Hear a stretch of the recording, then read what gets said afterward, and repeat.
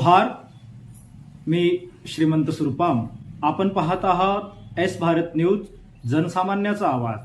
बातमी आहे गडचिरोली जिल्ह्यातून कोरची तालुक्यातून ही बातमी आहे. गडचिरोली जिल्ह्यातील कोरची तालुक्यात पुन्हा एकदा बेकायदेशीर खननचा गंभीर प्रकार उघडकीस आला आहे. झेंडेपार प्रकरणानंतर आता भरटीटोला गावच्या कम्युनिटी फॉरेस्ट राईट म्हणजे CFR क्षेत्रात खुलेआम खनन सुरू असल्याचा आरोप ग्रामस्थांनी केला आहे. आदिवासींच्या घटनात्मक हक्कावर घाला घातला जात असताना प्रशासनाची भूमिका मात्र संशयास्पद असल्याचे चित्र आहे. यावर हा आमचा स्पेशल रिपोर्ट.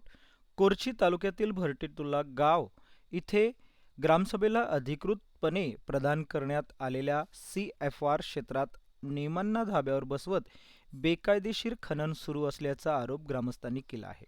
अजंता मिनरल या खाजगी कंपनीकडून निस्तार क्षेत्र क्रमांक 102 आणि 103 मध्ये मोठ्या प्रमाणात माती व गोटे उचलले जात असल्याचे स्पष्ट दिसून येते. निस्तार क्षेत्र क्रमांक 102 हे संपूर्ण क्षेत्र ग्रामसभेच्या ताब्यात असताना कोणताही ठराव, NOC किंवा अधिकृतपणे परवानगी नसताना हे खनन सुरू असल्याचे ग्रामस्थ सांगतात.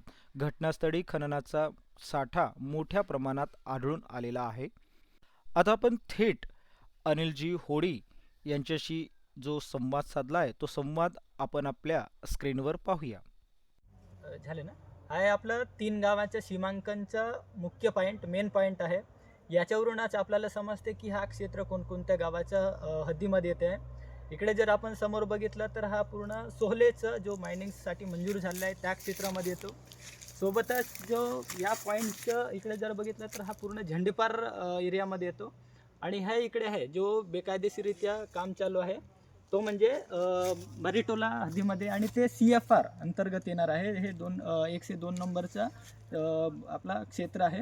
याच्यावरूनच आपल्याला पॉईंट जर समजला तर समोर इथून रेषी आहे आणि इकडे बेकायदेशीरित्या आपल्याला काम होताना दिसतो आहे. इकडचे जर सोहले बघितलं तर ते मायनिंग्स एरियामध्ये येत आहे आणि हा जो आहे आपल्याला सोहले अंतर्गत जो मंजुरी झाला आहे त्याच्यामध्ये येत आहे. परंतु त्याच कंपनी अंतर्गत जे अजंता लिमिटेड आहे ते सोहल्यामध्ये काम चालू आहे, त्याने चालूही केलं आहे. परंतु ते आपलं काम हे पूर्णतः भरटीटोला हद्दीमध्ये जे CFR अंतर्गत येत आहे तिकडे काम करताना आपल्याला दिसून येत आहे.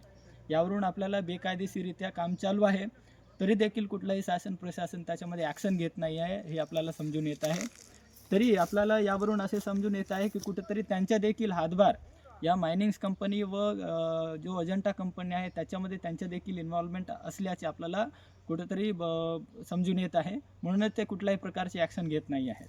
हे जो मुख्य पॉईंट आहे त्याच्यावरूनच जे सीमांकन आहे किंवा जे CFR आहे 102 नंबरच्या हे आपल्याला या ठिकाणी पाहायला मिळतो आहे.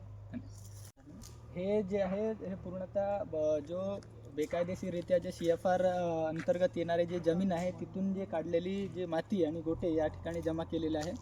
आणि हे जमा केलेली जागा देखील हे त्या मायनिंग्स एरियामध्ये येत नसून पूर्णतः CFR जमिनीमध्येच येत आहे. आणि ते या ठिकाणी ते पूर्ण आपल्याला रस्ते देखील आपल्याला पाहायला मिळतो. हे जे माती आहे, दगड आहे, गोटे आहेत हे देखील पूर्णतः CFR अंतर्गत येणारी जमिनीमधून काढलेले या ठिकाणी जमा करण्यात आलेले आहे. हे पूर्णच याबद्दल GPS लोकेशन वगैरे काढून GPS फोटो देखील काढून आपण सबमिट केलेला आहे.